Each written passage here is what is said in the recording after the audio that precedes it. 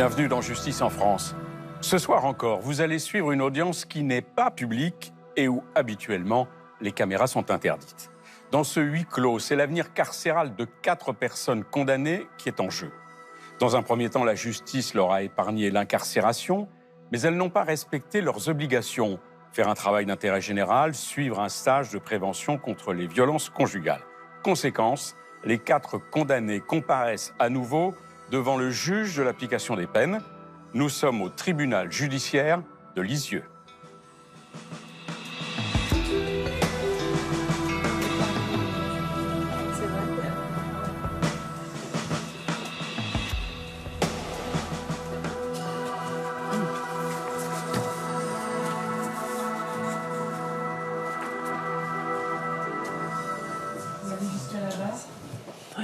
Bonjour monsieur, approchez-vous. Alors monsieur, on se voit aujourd'hui parce que vous avez fait une demande de conversion de peine, soit en jour à Nantes. Monsieur R a été condamné en juin 2022 à 3 mois d'emprisonnement pour la violation du domicile de sa compagne. Comme la loi l'y autorise, il demande une conversion de cette peine en jour amende ou en détention à domicile avec bracelet électronique. Pour préciser cette condamnation pour des faits de violation de domicile, c'est la 5e mention sur votre casier judiciaire. C'est des faits donc, qui ont été commis, et je le précise tout de suite, sur Madame qui est toujours votre compagne actuellement, j'y reviendrai. Et vous aviez déjà été condamné à une peine de 6 mois d'emprisonnement avec sursis pour des faits de violence habituelle par conjoint, suivi d'incapacité supérieure à 8 jours, également sur cette même compagne. Vous avez par ailleurs été condamné pour des faits d'outrage, de violence avec usage ou menace d'une arme et de vol aggravé par 2 circonstances. Je précise que c'est la première peine d'emprisonnement ferme à laquelle vous êtes condamné. Donc vous n'avez jamais bénéficié d'aménagement de peine. Sur votre situation actuelle, donc vous avez indiqué et justifié donc, que vous vivez avec madame qui est, comme je le disais, la victime des faits de violation de domicile, qui a aussi par le passé été victime donc, de faits de violence de votre part. Après une séparation, la vie commune a repris. Elle a écrit, madame, en indiquant que la situation avait changé, que vous avez eu d'ailleurs un enfant avec elle, que voilà, vous formez aujourd'hui une famille unique, vous avez beaucoup changé, que vous êtes désormais beaucoup plus respectueux, qu'il n'y a plus de violence, qu'elle a besoin de vous aussi et votre fils également, et donc qu'elle accepte de vivre avec vous, y compris dans le cadre d'un éventuel bracelet électronique. Voilà. Une des questions qui peut se poser aujourd'hui, c'est justement, en tout cas sur cette conversion en bracelet électronique, c'est la cohabitation sous un même toit, même si madame nous dit qu'aujourd'hui ça va beaucoup mieux, vous aussi, et on le verra, le SPIP a indiqué aussi qu'il y a eu un vrai changement dans votre comportement au cours de ces derniers mois.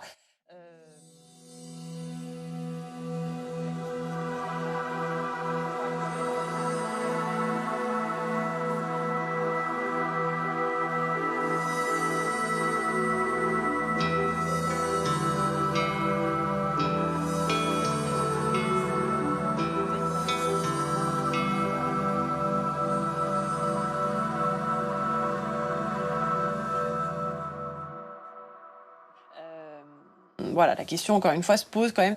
Supporter cette cohabitation avec des horaires contraints, sans possibilité d'aller éventuellement prendre l'air s'il y a des disputes, si ça ne se passe pas bien. Qu'est-ce qu'il en est aujourd'hui de cette situation de couple? Est-ce qu'il y a eu une longue séparation? Comment ça se combine aujourd'hui? On a eu une séparation de 1 an et demi, pratiquement. Donc, relativement longue, d'accord. Après, on s'est retrouvés. J'avais changé parce que avant, quand je faisais mes bêtises, j'étais assez jeune. Je buvais beaucoup. Là, on s'est retrouvés, on a aménagé en maison. On a un jardin. Du coup, ça va beaucoup mieux depuis que j'ai mon enfant. Ça m'a beaucoup calmé. D'accord. Ça m'a cet aidé enfant vous a plutôt aussi rapproché, parce que parfois, c'est pas forcément évident l'arrivée d'un enfant aussi. En fait, là, ça s'est très très bien passé. Depuis qu'on a notre enfant, ça se passe très très bien. On se comprend. On s'engueule des fois, mais c'est plus comme avant. Il n'arrive pas aux mains. Du coup, maintenant, on s'explique, on se pose, on parle. Donc vous n'avez pas de crainte, vous, particulière par rapport à ça? Non, Une pas du tout. tension, à un moment Non. donné, En fait, on en a eu, du coup, là, maintenant, on s'explique, on sait comment faire pour revenir au calme. D'accord. Parce que je le disais, voilà, au-delà des faits de violation de domicile qui nous concernent aujourd'hui plus directement, hein, c'est vrai qu'on était quand même sur des violences habituelles, donc une relation qui s'était inscrite quand même dans la durée avec un mode de fonctionnement basé sur la violence de votre part, hein, monsieur. Donc vous mettez ça plutôt sur le compte de l'alcool à l'époque? Bah, en fait, j'avais l'alcool et bah, comme j'en avais parlé avec ma SPIP, vu que j'en avais parlé jamais à personne, c'est vu que je me suis senti un peu abandonné par mon père en étant plus jeune. Et en fait, dès que je buvais de l'alcool, bah, j'étais énervé. Mais j'en ai parlé avec ma SPIP bah, il y a un mois de ça.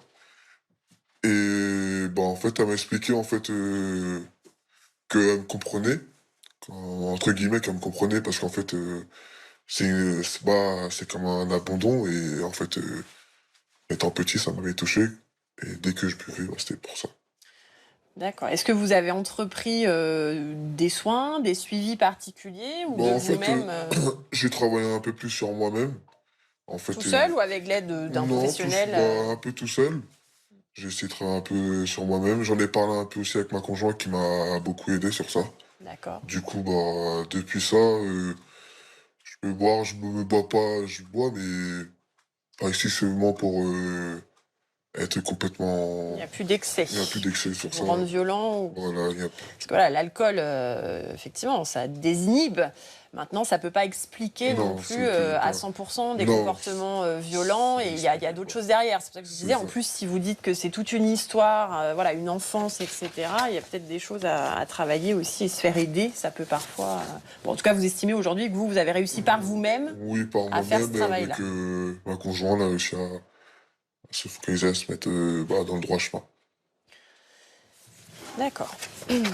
Bon, pour continuer un petit peu sur votre situation, hein, monsieur, alors il y a une situation financière qui est compliquée hein, dans le couple. Vous aviez indiqué que vous aviez un plan de surendettement qui s'est mis en place. Oui. Alors il y a eu quelques paiements au niveau du Trésor public pour un montant de à peu près 420 €. Hein, donc il y a eu quelques versements de faits, mais une situation en tout cas financière qui est très juste. Et avec ce plan de surendettement, le montant des échéances mensuelles de votre plan de surendettement, monsieur, c'est de combien? Bah, j'ai mis, avec la SPIP, on avait mis 30 €. On échéançait les 30 € tous les mois. D'accord. J'avais mis en place. Et dès que je récupérais le permis, normalement qui devrait se faire cet après-midi, j'augmenterai plus l'échéancier. D'accord. Sinon, Là, aujourd'hui, vous dites, voilà, il y a 30 € par mois, en tout Oui. cas, d'échéancier au trésor public, oui. au Trésor public. C'est peut-être pas tout à fait dans le cadre d'un plan de surendettement, de ce que j'en comprends. Au niveau de vos ressources, alors, comme vous le disiez à l'instant, donc il y avait la question du permis de conduire qui avait été annulé hein, pour solde de Oui. points nuls. C'est ça. Et donc là, vous avez fait des démarches pour le récupérer, C'est monsieur ça, bah, en fait, bah, je repasse le code, que je repasse cet après-midi. D'accord. Et dès que je récupère le code, il y a une entreprise qui attend que j'envoie les documents. Et ça, ce serait où? Enfin, vous rentrez tous les soirs chez vous? Non, Comment ça? Parce que ça, la c'est question qui en- se pose, voilà, c'est la compatibilité aussi avec votre projet d'aménagement de peine. Hein. C'est du déplacement. Je rentre tous les vendredis. Dans toute la France, du coup, ou vous Oui. avez un site Non, dans toute la France. Il y a un moment donné où il y a quand même des questions, encore une fois, de compatibilité de votre activité professionnelle avec l'aménagement que vous demandez. Donc je ne sais pas voilà, sous quelle échéance vous espérez pouvoir reprendre ce travail. Maintenant, il faudra peut-être envisager de différer un petit peu ce projet-là, hein, monsieur. Est-ce que ça, c'est quelque chose qui a été discuté avec votre conseiller d'insertion et de probation, à laquelle vous vous êtes éventuellement préparé ou pas? Bah, actuellement, je ne me suis pas préparé à... On n'en avait pas parlé aussi avec ma SPIP et je n'ai pas... J'ai pas pensé à ça aussi. Encore une fois, il y a des possibilités de ce qu'on appelle d'élargissement, où on peut exceptionnellement vous faire partir à la semaine, mais ça doit vraiment rester là aussi l'exception.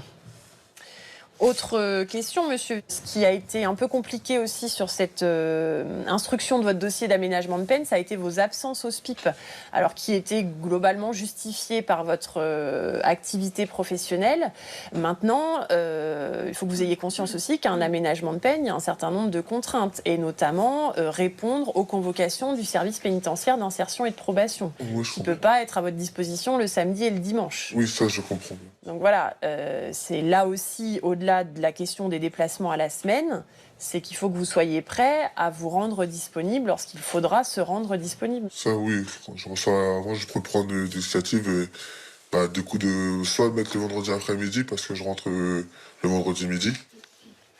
Oui, mais la question, c'est si ça, c'est pas possible, monsieur. Parce que, encore une fois, sinon, on ne peut pas complètement s'adapter à Oui, votre je planning. Mais Et sinon, c'est vrai que là, on j'avais- l'a déjà fait, parce que malgré les absences, le SPIP vous a reconvoqué à plusieurs reprises, a pris le temps de vous recevoir à d'autres moments où vous étiez disponible, mais ce ne sera pas forcément toujours possible. Oui, je comprends. Donc, à un moment donné, il faut que vous entendiez aussi qu'il y a une condamnation à une peine d'emprisonnement et que votre travail ne sera pas toujours une excuse pour ne pas répondre à vos obligations judiciaires. Je comprends bien aussi. Est-ce que sur la situation de monsieur, il y a des questions, madame la directrice, ou des observations particulières? Ouais, moi, j'ai des questions par rapport à l'emploi. J'ai eu du mal à comprendre votre rythme de travail, les déplacements, en quoi le fait de ne plus avoir le permis vous était préjudiciable au point de changer vos déplacements. Je voulais voir avec vous directement si c'est possible. D'abord, est-ce que là, vous avez attesté de votre emploi actuellement dernièrement?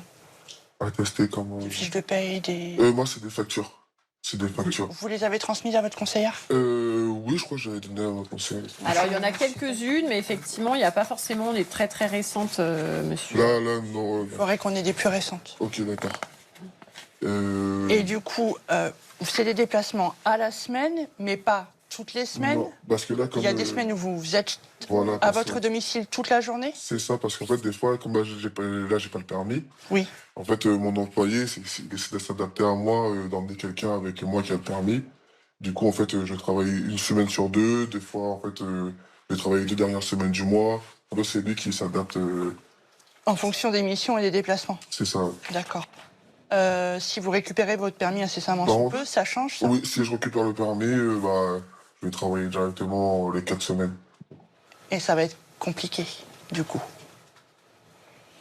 J'ai pas d'autres questions. Monsieur le procureur, des questions? Oui, d'abord, une observation, Madame la Présidente. Monsieur a été condamné récemment. Alors, vous n'étiez pas présent au procès, mais vous avez été condamné à une peine de 6 mois d'emprisonnement. Il y a eu à nouveau 4 mois d'emprisonnement et 2 mois de révocation d'un sursis probatoire. C'est des faits d'outrage qui ont été commis à Deauville, visiblement. Attendez, je vous dis ça. Une audience du 23 février, monsieur. Ça... Outrage, rébellion contre les policiers de Deauville. Ça, j'avais eu une amende. Ça, je sais, j'avais 800 € à payer. En tout état de cause, il semblerait que vous ayez été condamné en votre absence. Sachez qu'il y a cette peine qui traîne, du coup, monsieur, vous sera sûrement signifiée prochainement. Il y a toujours une voie de recours possible puisque vous n'en aviez pas connaissance. J'ai juste une autre question. Vous aviez été condamné à un stage sur les violences au sein du couple? Non, j'étais pas condamné à un stage. Si, vous Si. avez été condamné à un stage à la condamnation de 2021. Je comprends que du coup, vous ne l'avez pas fait. Non, du coup, non, j'ai pas fait. D'accord. Bon. Parce que je sais que j'ai été condamné à 6 mois, plus je devais voir ma SPIP. Ça, c'était le sursis probatoire. Oui. Pas me convoquer. D'accord. J'ai eu aussi j'ai eu 2 semaines de tige.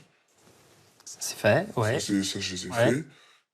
Et après, c'était tout le temps. Mais le stage, vous parlez des violences, de comment réagir par rapport à une situation où vous n'êtes pas d'accord avec votre compagne ou des choses comme ça. Non, ça, Vous n'avez pas fait. Non, ça. Ok, il faudra peut-être éventuellement, je m'en expliquerai, mais le rajouter en obligation spécifique. Merci, monsieur le procureur. Autre chose sur votre situation, monsieur, avant que je donne la parole à chacun pour son avis? Je sais tout dit, j'avais déjà tout dit à ma SPIP. D'accord. Madame la directrice, pour votre avis sur les demandes de monsieur?